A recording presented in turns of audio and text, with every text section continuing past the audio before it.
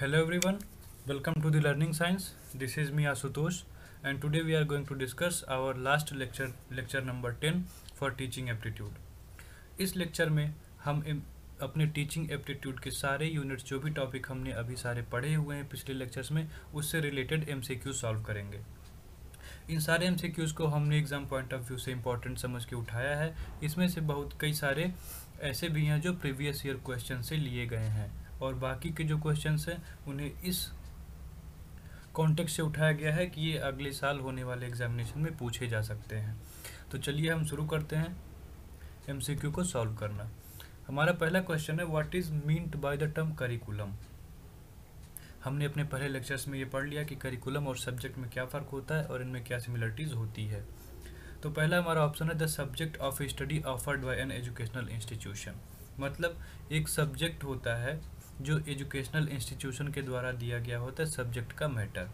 Second option है हमारा organized whole of learning and other experiences provided by the educational institutions to realize set goals. मतलब ना बस learning और उसके अलावा अदर एक्सपीरियंसेस का सेट ऑफ गोल्स जो इंस्टीट्यूशन के द्वारा दिया जाता है। ऑप्शन है C the prescribed syllabi in various subjects plus practical courses and project dissertation. मतलब ना बस थियरी, बस उसका प्रैक्टिकल भी जिस सारे सब्जेक्ट्स में होता है उन सबों को मिला के करिकुलम बनता है।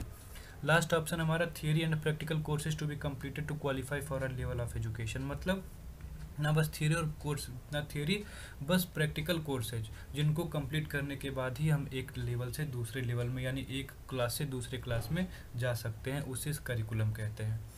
तो आई होप आपको याद होगा कि करिकुलम का डिफिनेशन क्या था। करिकुलम का डिफिनेशन था कि ये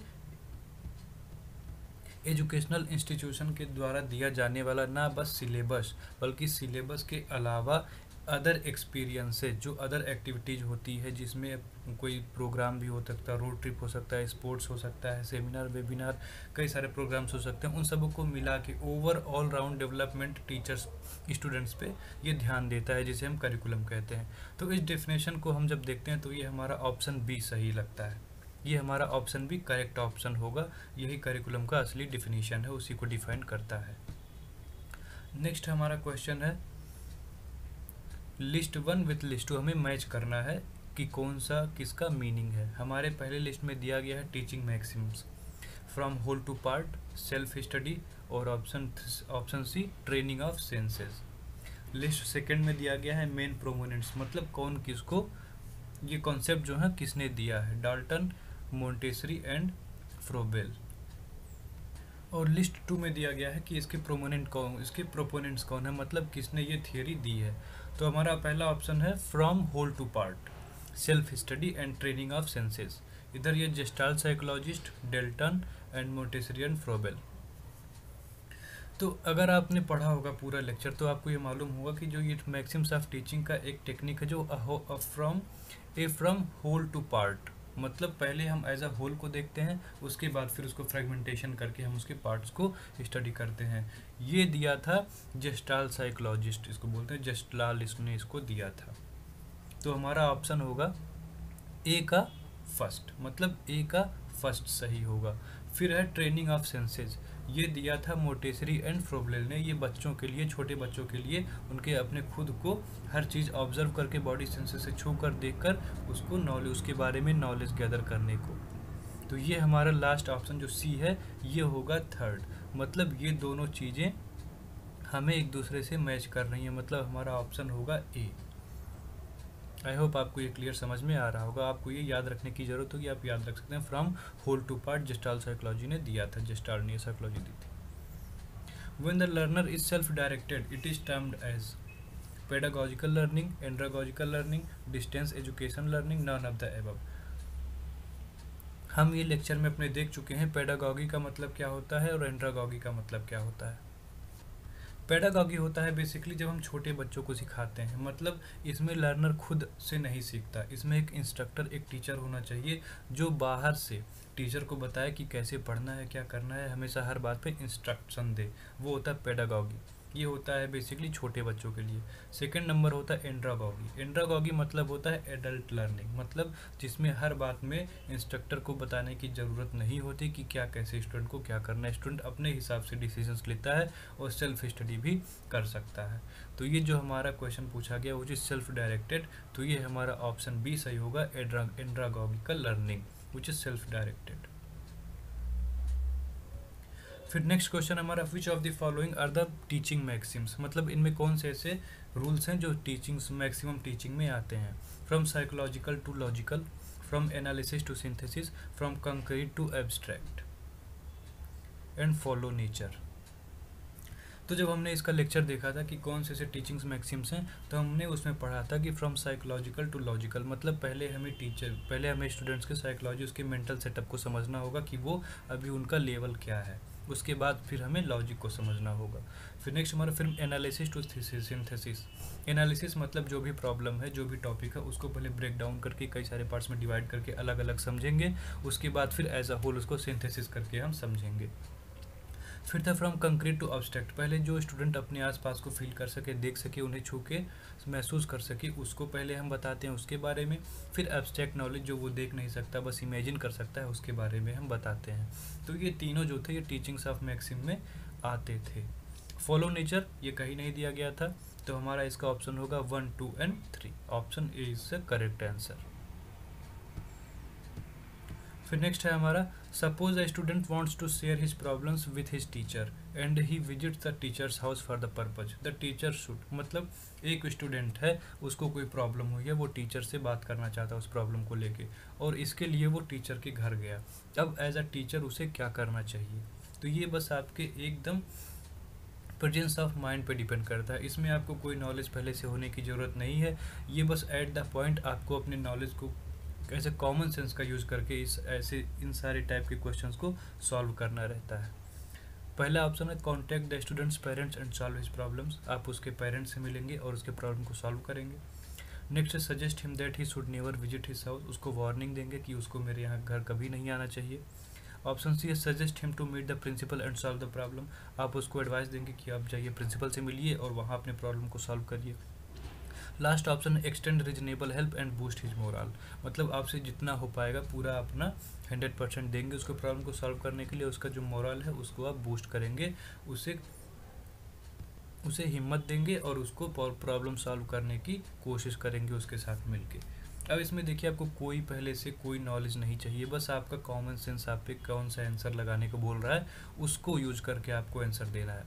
तो कोई भी होगा तो लास्ट ऑप्शन ही ज़्यादा उसको एक्यूरेट लगेगा, तो इसमें हमारा ऑप्शन क्लियर हो जाएगा करेक्ट, डी। नेक्स्ट क्वेश्चन है हमारा, all of the following are the characteristic features of an effective teacher except, मतलब इन सारे कैरेक्टरिस्टिक्स जो नीचे दिए हुए हैं ये सारे फीचर्स एक इफेक्टिव टीचर के हैं, मतलब ये सारे क्वालिटीज इफेक्टिव टीचर में होनी चाहिए सिवाय, मतलब ऐसा कौन सा इसमें से फीचर है जो इफेक्टिव टीचर में नहीं होनी चाहिए। पहला है emphasis upon maintaining standards of education, मतलब जो एजुकेशन का जो स्टैंडर्ड है उसको मेंटेन करना, क्वालिटी होना चाहिए, तो ये तो बिल्कुल इसकी क्वालिटी होनी चाहिए अच्छे टीचर की। सेकंड है emphasizing group discussion for the purpose of clarifying the objectives, ये भी ऑप्शन सही है, जो भी आप टॉपिक पढ़ाइए क्लास में उस पर फिर ग्रुप डिस्कशन करवाइए सारे बच्चों को मिला के, ताकि जो भी जिसमें जो क्लियर ना हुआ हो, कन्फ्यूजन हो, वो क्लियर हो जाए। Option C emphasis is upon providing solution of immediate problems, emphasis upon providing solutions of immediate problem, मतलब जो भी तुरंत प्रॉब्लम है उसका सोल्यूशन दे देना। Differential treatment meted out to students of his class, ये अब जो अपना ऑप्शन सी है emphasis upon providing solutions to immediate problems, मतलब कोई प्रॉब्लम हो उसका तुरंत सोल्यूशन देना किसी इफेक्टिव टीचर की कैरेक्टरिस्टिक्स नहीं है, क्योंकि ये क्लासरूम से रिलेटेड ये चीज़ों जो ऑप्शन ए, ऑप्शन बी और ऑप्शन डी हैं ये क्लासरूम से रिलेटेड है, मतलब एक इफेक्टिव टीचर को आइडियली क्या होना चाहिए। एक्सेप्ट इसके साथ जो ऑप्शन हमारा सी है वो एक इफेक्टिव टीचर के कैरेक्टरिस्टिक्स नहीं है, तो हमारा ऑप्शन होगा सी। इसके अलावा बाकी तीनों हमारे एक इफेक्टिव टीचर के कैरेक्टरिस्टिक्स हैं। फिर नेक्स्ट क्वेश्चन है हमारा, micro teaching is more effective, मतलब माइक्रो टीचिंग हमारा कब ज़्यादा इफेक्टिव होता है? During preparation for teaching practice, during the teaching practice, after the teaching practice. तो माइक्रो टीचिंग जैसे हमने पढ़ा था कि ये होता है जब आप टीचिंग करने जा रहे हैं उसके पहले का प्रिपरेशन जो होता है वो होता है हमारा teaching micro teaching. During the preparation for teaching practice, option हमारा सही होगा option A, during preparation for teaching practice. Effective teaching means all of the following except, मतलब इफेक्टिव टीचिंग के इसमें से जो भी कैरेक्टर्स हैं वो सच हैं, इनमें से कौन सा ऐसा है जो इफेक्टिव टीचिंग का लक्षण नहीं है? A teacher teaches with enthusiasm, ये सही है। A teacher finds fault in students, एक टीचर स्टूडेंट्स में हमेशा गलतियां ही ढूंढता है। A teacher puts emphasis more on teaching than on class control, मतलब क्लास कंट्रोल के बजाय वो क्या कंटेंट पढ़ा रहा है उसकी क्वालिटी और उसके मैनर पे ज़्यादा फोकस करता है। A teacher is interested in making the subject matter understood rather than on completing the course, मतलब सिर्फ सिलेबस पढ़ा के ख़त्म कर देने के बजाय वो उसको समझाने में, उसका स्टूडेंट्स के लिए इंटरेस्ट बनाने में ज़्यादा फोकस करता है। तो ये जैसा हम देख सकते हैं ऑप्शन सी, ऑप्शन डी और ऑप्शन ए, टीचर को एंथुसिज्म होना चाहिए, एंथुसियास्टिक होना चाहिए। ये सारे एक इफेक्टिव टीचिंग के मीन्स हैं, सिवाय कि ऑप्शन बी के जो टीचर सिर्फ बच्चों में फॉल्ट्स खोलता है, गलतियाँ खोजता है, वो हमारा ऑप्शन बी होगा राइट आंसर। हमारा नेक्स्ट क्वेश्चन है who has the least chance of becoming an effective teacher, मतलब इनमें से ऐसा कौन है जो टीचर बनने के लिए सबसे लीस्ट चांस रखेगा, मतलब उसका सिलेक्शन सबसे लीस्ट, सबसे आखिरी में होगा। One who is a strict disciplinarian, मतलब जो एकदम अनुशासन बना के रखता है अपने क्लास में। ऑप्शन बी है one who knows his subjects well, जो अपने सब्जेक्ट्स को एकदम अच्छी तरह उसके वेल नोन हो, पूरी चीज़ें अपनी सब्जेक्ट का जानता हो, उसने मास्टरी की हो अपने सब्जेक्ट में। थर्ड ऑप्शन हमारा one who has no interest in teaching, जिसे टीचिंग करने में बिल्कुल भी इंटरेस्ट ही नहीं है। Option D one who teaches moral values, जो मोरल यानी नैतिक चीज़ों को ज़्यादा बताता है कि ये ऐसे होना चाहिए, ऐसे नहीं होना चाहिए। तो हम जब चारों को एनालाइज करेंगे तो हम पाएंगे कि जो हमारा ऑप्शन सी है one who has no interest in teaching, वो बिल्कुल लीस्ट सेलेक्टेड होगा, सबसे आखिरी में सेलेक्टेड होगा एक इफेक्टिव टीचर बनने के लिए। तो हमारा ऑप्शन इस क्वेश्चन में होगा ऑप्शन सी करेक्ट आंसर।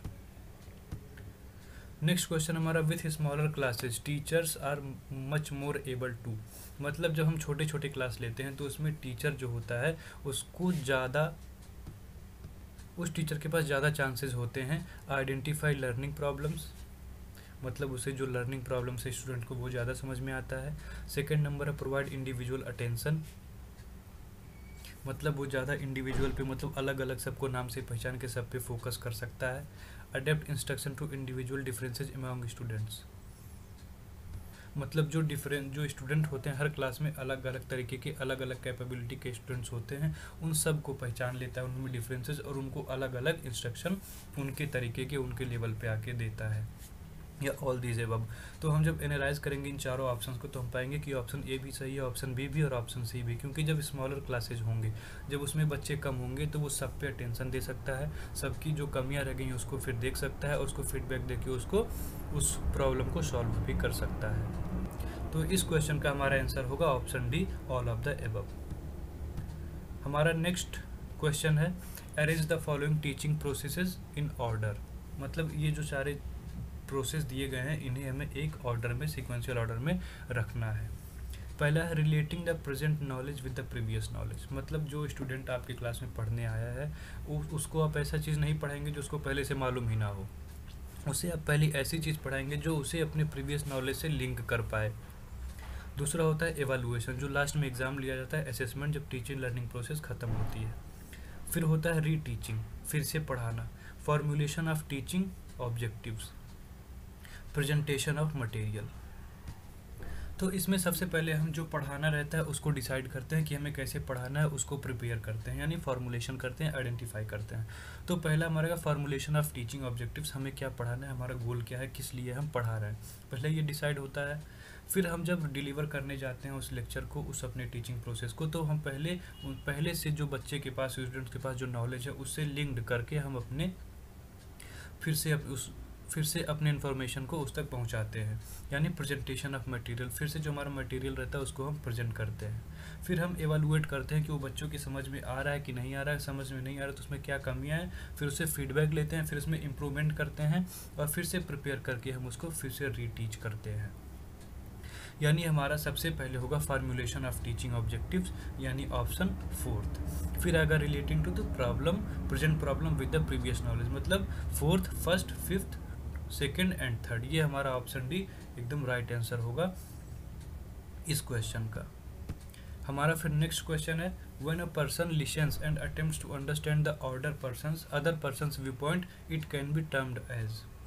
मतलब जो कोई पर्सन रहता है वो किसी की बात को सुनता है और अटेम्प्ट टू अंडरस्टैंड, उसको समझने की कोशिश करता है, the other person's view point, it can be termed as active listening, empathetic listening, critical listening, none of the above.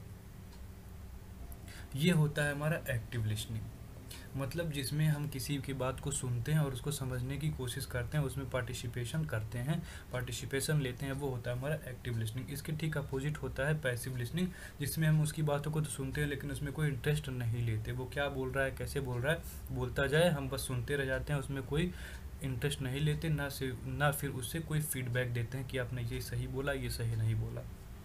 जबकि एक्टिव लिसनिंग में फीडबैक दिया जाता है। तो ये थे हमारे टीचिंग एप्टीट्यूड से रिलेटेड कुछ एमसीक्यूज जिनको सॉल्व करना काफ़ी ज़रूरी था। अगर आपने ये सारे क्वेश्चंस 90 या 90% से ज़्यादा सॉल्व किए हैं तो समझिए आपका प्रिपरेशन एकदम अच्छे सही डायरेक्शन में जा रहा है। तो इस लेक्चर के साथ ही हमारा टीचिंग एप्टीट्यूड का ये यूनिट ख़त्म होता है। Thank you.